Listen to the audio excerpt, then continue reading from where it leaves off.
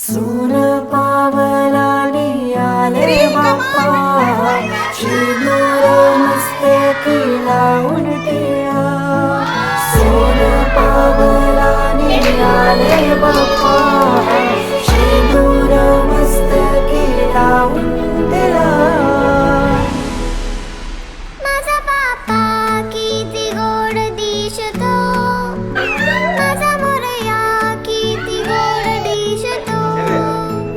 माझा बाप्पा किती गोड दिसतो, माझा मोरया किती गोड दिसतो.